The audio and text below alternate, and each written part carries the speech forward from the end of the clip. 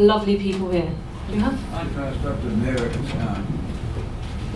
I'm a gastroenterologist and pain is everywhere. So tramadol is our sort of spiritual feel better drug. We don't think we're addicting too many people at this point. What is your approach or philosophy about tramadol, and how hard do you push it? How long do you push it, etc.? Is this we're all going to use the same mic? Okay. Thanks. I like tramadol. I prescribe tramadol. I push it to usually 400 milligrams daily, which is the labeled maximum on the FDA label for tramadol short-acting. Sometimes I'll write a combination of the short-acting and the long-acting as well, depending on the patient, what they seem to need. It's simpler if somebody can just take short-acting.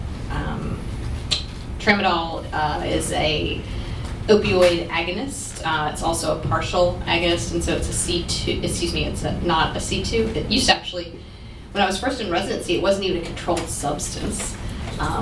Getting old now. That's been so long. It wasn't even a controlled substance, but it is now. I think it's Schedule 4. And so you can write refills on it. It works on the mu opioid receptor as a partial agonist, and then also has serotonergic effects. So it helps probably that descending inhibition from your brain saying, hey, these pain signals aren't as much as you think they are. So tramadol has 2 actions, which to me is more interesting as a treatment also versus like say just straight oxycodone or something like that, which is an opioid, but it doesn't have those 2 actions. The tramadol and tapentadol are unique in that regard as opioids, that they have those 2 actions. So I like tramadol. To answer your question, I push it to 400 milligrams, and I would give somebody, it might take 2 or 3 months to get there. So yeah, I think 3 or 4 months would be long enough. Usually patients will feel like it's helping right away. Once they get to that max dose, really, they should know if they're getting some improvement.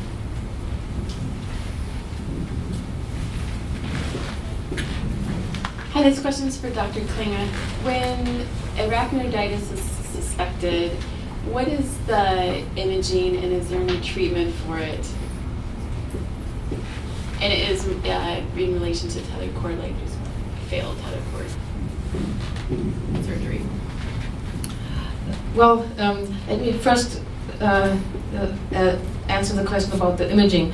The MRI that I showed, where you it's like a high resolution CSF space MRI, where you can even see like minute clumping. As you know, the arachnoiditis radiographically is defined by the nerves being clumped. There's no staging of it, like 2 or 3 nerves is already like technically arachnoiditis, or sometimes it's the entire cauda. So the severity can vary. But the MRI is the way to go, and I think if anything, where the MRI can help us, it's in these situations, to include or exclude arachnoiditis. What can be done? Well, that is very certainly. So let me say this. If an arachnoiditis, unfortunately, is very severe, let's say totally clumping of the nerves, the question is whether it's really wise or even reasonable to intervene and undo the nerves, because an old saying, even like in the classical neurosurgical sense, is that if you do surgery in an arachnoiditis, you're just going to make it worse, because you can create, you can destabilize and aggravate this autoimmune process. So if it's very severe, I would be very guarded to offer revision, even though you assume that the patient is symptomatic from the arachnoiditis or tethered. But if it's like a minute, like maybe a few nerve fibers, as I had shown to you, maybe what the prone MRI can show us, that are kind of tagged to the dural, I would think it's reasonable to offer at least, let's say, like 1 revision surgery, because I have seen in my own practice that this can help and people feel better again. And I would not operate in a severe arachnoiditis. Failed tethered cord surgery, I think I don't know how I should look at that term, because what is failed? Failed can be you have complications, and then that's why the surgery is not. It happened 50 cc's of blood was spilled into my twin sister's fecal sac. So now she has arachnoiditis, and she's, she needs something if there's anything. And one other question is, I know with endometriosis, the amount of endometriosis doesn't necessarily mean how much pain you're going to have. Is that true? Like, you could have maybe a few adhesions and it causes huge pain, and could you have severe clumping and that causes much? Absolutely. There's no correlation about what the imaging, as with anything, right? But yes, you can have severe pain with just a few nerve fibers, like just being, that patient that I showed you, she was great, and then she was miserable, and it wasn't really like a horrible scenario in there, or a severe scenario, I should say that. But yes, certainly from the surgery's main risk is the arachnoiditis, and that is certainly a serious discussion you have to have, because it's an elective surgery still, and here we are certainly have to be very thorough. Does that answer your question? Yes, very much. Thank you. Okay. Back to Dr. Klinge. I just wanted to know if there was any hints, any way that we could speak to our doctors about getting the MRIs that you need for the initial visit, because some of them are 3 and 5 years old, and we agree that you need fresh ones, and our doctors will not give them to us. Well, yeah. Well, the hint is, so one answer is that sometimes I help out. That's the Rhode Islandish thing, because then people know me, and then sometimes they contact my office, and then my physician assistant speaks to the physician, to the PCP, and asks them, hey, listen, wouldn't you be willing? So we try to educate. So basically, there's no simple answer to that. The answer is twofold. We, like physicians treating this condition, have to be better with educating the other providers. And I try to really tell, get out there and tell the physical therapists through my staff, not physical therapist, the PCP, through my staff, that this is important, please order the imaging. And yet, we cannot blame the PCPs, because what should they put on the MRI order, like pain, and then they order an MRI. So I see the hesitation. You can say a neurological problem, but the primary care physician is not a neurological expert. So it is a problem. So I think the long answer to that is we have to be publishing all these things very soon in order to get it out in the medical community, and then that's some papers and documents that you can then have, and where primary care physicians are also more comfortable ordering these because it exists. They're saying that maybe due to insurance codes that you need to have a new injury to qualify for a new MRI. Yes, right. So often in my practice I accept if the MRI is like 5 years old, at least there is an MRI. But I think it's not a good answer that I can give you. So for now it's more like local practice, and a physician that wants to help with the cord then certainly goes a little bit beyond and above to help that situation. But also primary care physicians are usually very open to it, and because they care. And it's often a doctor-to-doctor discussion, and my staff kind of reaching out to the PCP.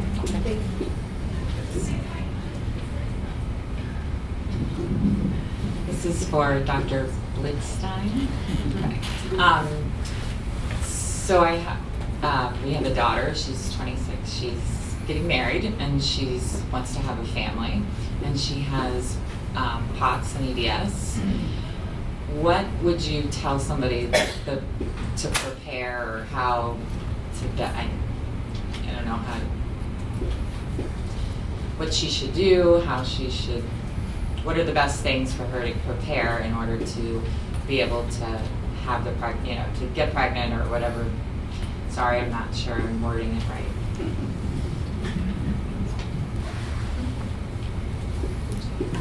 Thank you.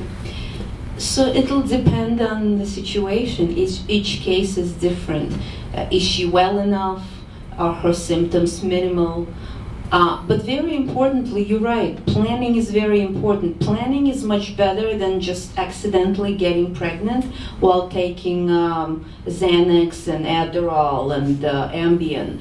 So I typically review the medication list to see what's safe or what's okay to take during pregnancy and what's not. And things like benzodiazepines or even SSRIs, it takes time to get off of them. It's a very slow wean, so working in advance is very important. Is she on birth control, right? So you gotta, stop that. So there are questions like that that can be reviewed way ahead of time. It's much better to be prepared.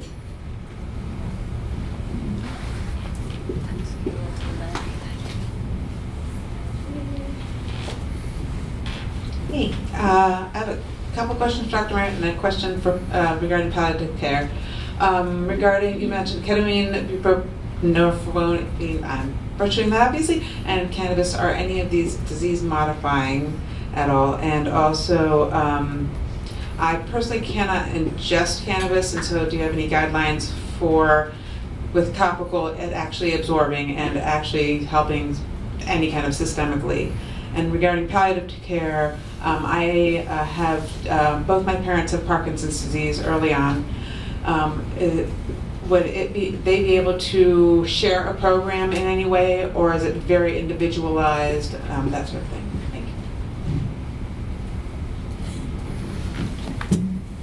Thank you. Briefly on ingestion of cannabis or non-ingestion of cannabis, Mary's Medicinals makes a patch that I believe does have some systemic absorption. That's a company that makes high-grade cannabis products in Colorado. They're available in Maryland and other places. They have a medicinal line which contains THC and I forget what they call the other line. Nutritional. Thank you. Yes, exactly. It's nutritional. It's a nutritional patch. So there are some systemic effects sometimes, and this is the particular, again, kind of a high-grade, high-quality topical, that there are some things like that out there. There are probably others. This is just the one that I'm sort of aware of. So I think there may be topical options for you. And there are some, topical salves and things that people will apply over painful joints, over painful myofascial trigger points. Those can be worth trying. I don't know how that the data for it is great, but when we get back to like risk benefit, what's the risk? The risk is you're gonna waste some money, but the potential benefit is better pain control. So I think that's reasonable. And then the other question was, disease modifying. So cannabis is probably sort of palliative. I think of it as some of the things we do are palliative in nature in chronic pain management. So I think of cannabis sort of in that realm, that there can be a place for it, but it's probably not disease modifying.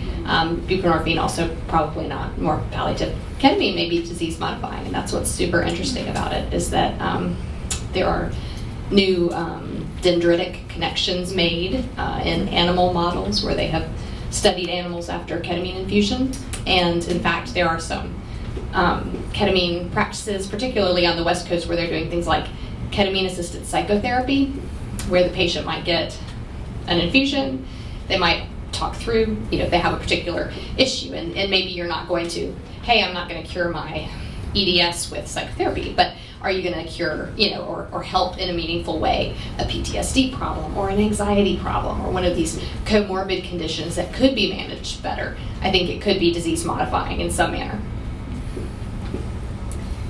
So the question about palliative care and sharing a program, it's really dependent on what the person's symptoms are and what types of parts of a palliative care program they would benefit from the most. So I think it's really specific to the actual person and where they are in the stage of an illness and what kinds of things might be beneficial for them.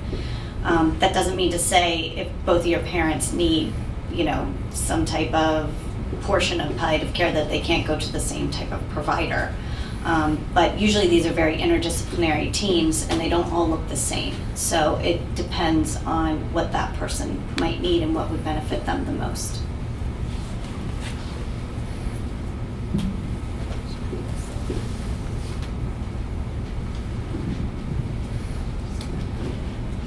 So I have a question that pertains to pregnancy and tethered cord. Have you, in your own practice, or is there any research which shows a correlation of tethered cord and a mother having the MTHFR genetic mutation as far as their metabolism of folic acid? Are you seeing any correlations there?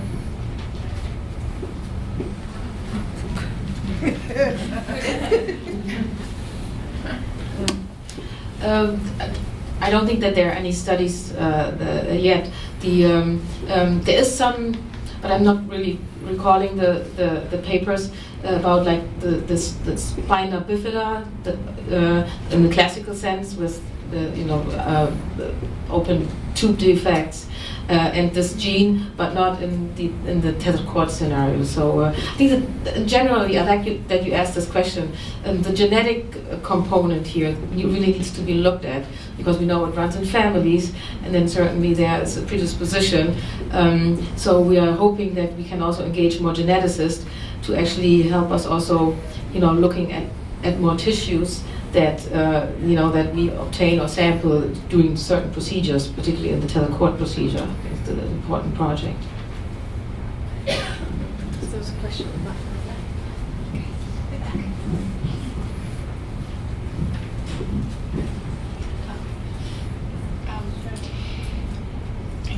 I think this is for Dr. Klinge. Dr. Klinge, I have Ehlers-Danlos syndrome and dysautonomia, but I also have hemiplegic migraine, a neurogenic bladder, and a neurogenic with retention.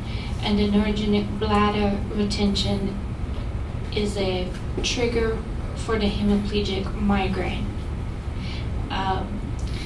Dr. Chopra said that I might talk to you, that it might be tethered cord.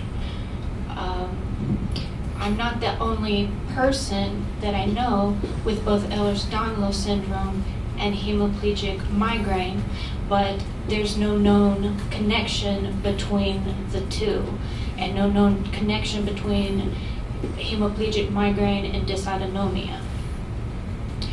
I don't know if you know of any connections between any of these complex migraines with like brainstem aura or hemiplegic migraine and tethered cord.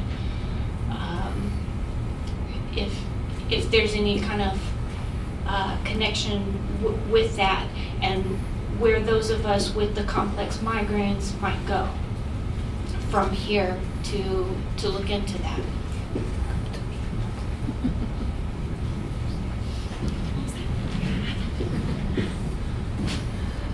So that's actually something that we are looking at right now. I brought a little bit in my talk, but then I went over my time. So the phylum is, so if we wanted to have any idea how this might be probably connected to the problem of tethered cord, or also like things going on in the craniocervical junction, is the nerves. So it looks like that our phylum is a stabilizer in the sense that it is like a tendon that regulates the tension of our spinal cord and also of the base of our skull through those little nerves that are most like sensors of our like tension and our stretching. And if the phylum is pathological, then these nerves are all giving like nonsense signals, and then you have like remote effects higher up and even in your head, as of headaches. So probably our tethered cord is a problem where wrong wired signals are getting into the entire body and causes all this dysautonomic, migraine type of headaches. But that is something that I have to tell you is for now mere speculation, though I trust in that from what we are looking at, but that's something we'll study. So hopefully, in the year or so, we have better answers, because we're now doing very minute studies on those nerves that are in the phylum to see what type of nerves these are, what like pain fibers are in there. And then, so that's one answer. And then you also ask about like what you can do with the migraines. Well, here, another big elephant is the autoimmune system and the inflammation. So are mast cells or the microglia involved in a lot of headaches? I would say, particularly in EDS, the mast cells are loose, and so are other inflammatory cells. So are they just migrating into our brain that is already in a pro-inflammatory state? So basically, that is tough basic research that we have to conduct, and I can only advocate for this. But I hope I can have better answers on the phylum based on what I just said. Okay.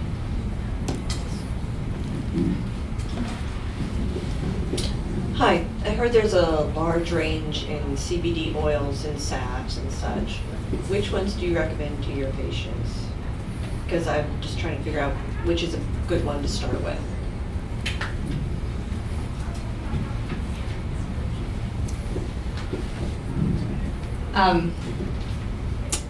I probably Mary's medicinals that I mentioned earlier, Mary's nutritionals, they I think are known in the industry. That is a popular brand. I guess we actually do have a hemp oil that we sell at the office, and I'll tend to tell patients, hey, you can start and try this, and if you like it, there's way more on the internet. There's way more out there with different strengths and things. You want to look for something that is tested, because most CBD, right, being non-THC containing things, these CBD or hemp-based formulations are not very regulated, just like other dietary supplements. So some of them will be labeled if they've had testing for strength. So that would really be what I would advocate for, would be looking at testing for strength, trialing something, with 3 to 5 to 10 to 20 milligrams per day of CBD initially, and then the doses can go way, way up from there, that there is like a therapeutic range, maybe even into 200 or so milligrams of CBD in a day. Yeah, there's this huge range. And so, like these vials that are the popular ones, the whole vial might have 300 milligrams in it. But if you're somebody who's going to take 100 milligrams in a day, you need to get a more concentrated formula. So we do have some instructions in terms of potential for titrating up. That website, healer.com, that I mentioned, also has some instructions regarding titrating CBD or cannabis formulations with drops and journaling. In fact, they tend to recommend these tinctures, these under the tongue type of drops of CBD, or some of them again made with whole plant cannabis that include THC. That those are a good way to gauge your body's response to cannabis or hemp, whatever you're working with, to have a measured amount and gauge your response over a period of time.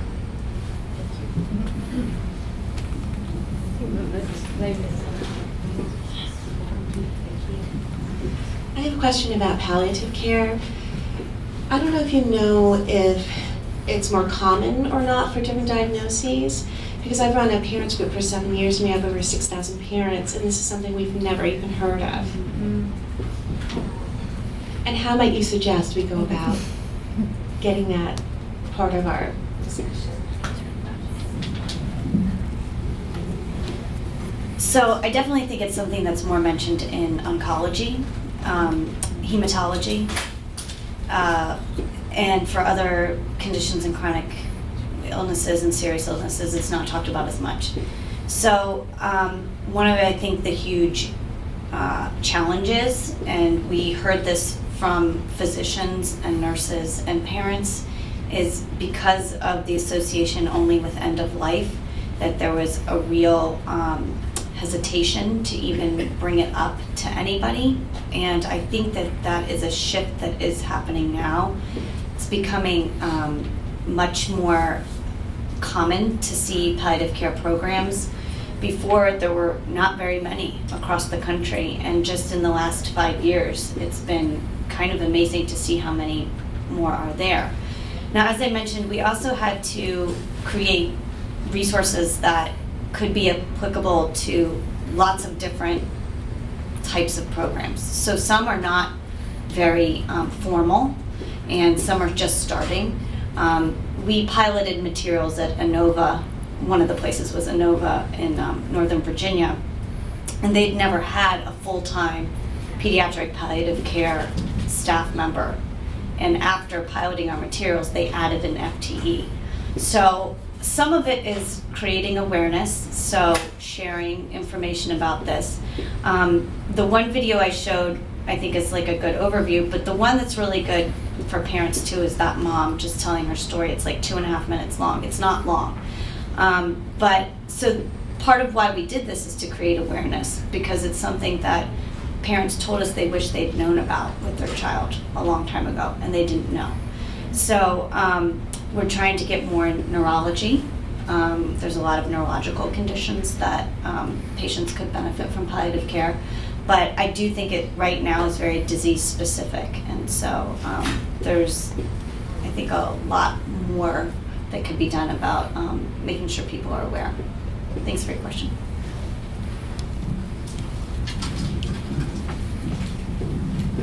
Dr. Heiss, you talked earlier about the Chiari study and how, I'm in that subgroup of patients that has the Chiari and syringomyelia and,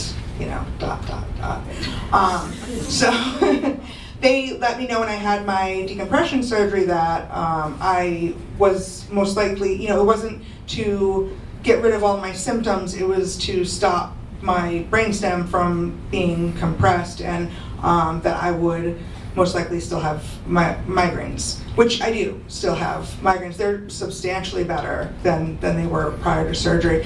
But I was wondering, my surgery was in 2006. Is there any studies being done or any work being done on improvements to the surgery or anything that is there hope for us that we can one day have better control over our headaches? Because I'm sure there's not really much medication-wise that we can do about it. And for a lot of us, when I get one of my Chiari headaches, I can end up in bed for a day or more. So is there anything going